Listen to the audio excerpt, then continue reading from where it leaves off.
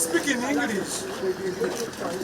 Yadde nga wayise omwaka bukya baakwatibwa okuva mu ggwanga lya Kenya, Dr. Kizza Besigye ne munne Obeid Lutale bakyakandaaliridde mu kkomera e Luzira nga bwe balindira okutandika okukozesebwa ku misango gy'okusekeeterera gavumenti. Martha Karua nga ye munnamateeka w'abaana omukulu agamba nti omusango bano gwe bawera ennemba nagwo gwazimbibwa kumenyebwa amateeka okuva ku ntandikwa. Besigye was abducted.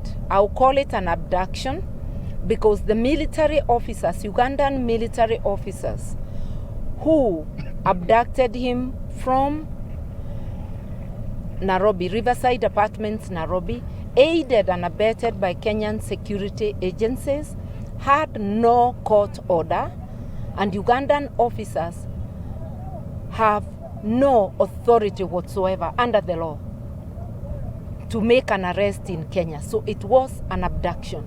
Onojjukira nti mu January w'omwaka guno kkooti ensukkulumu yajungula obuyinza bwa kkooti z'amagye okukozesa abantu ba bulijjo, wabula Karua agamba nti n'okukyusa obukyusa omusango gw'abantu b'okudda mu kkooti eza bulijjo nakwo kwalimu okutyoboola eddembe lyabwe ssaako n'enfuga y'amateeka. Because the warrants of detention had expired on the 3rd of February.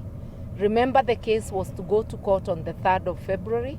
But after the ruling of 31st of March by the Supreme Court, 3rd February never happened. It meant the prison had no valid warrant to continue holding Dr. Kizza Besigye and Obeid Lutale. Bwe kuba kugoberera ssemateeka w'eggwanga, Karua agamba nti Besigye ne Lutale singa baayimbulwa dda.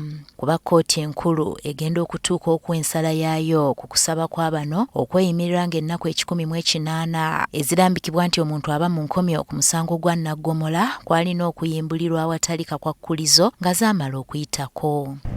We made an application for mandatory bail before Justice Baguma. He threw it out, and he ruled that Besigye and Lutale had not finished 180 days.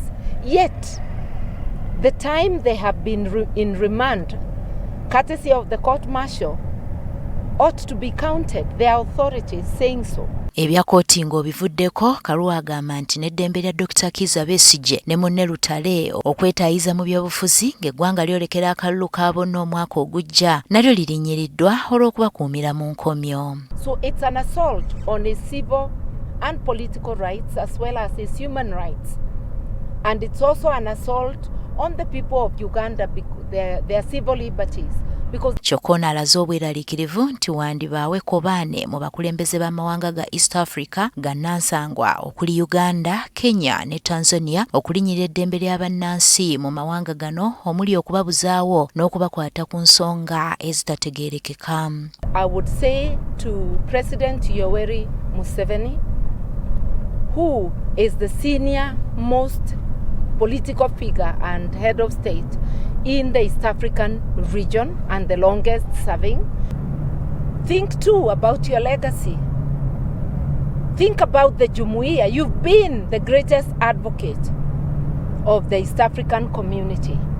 What does this mean to us East African nationals? Are we safe when we step out of our countries? How do Ugandans feel recalling that Besigye was abducted from Kenya?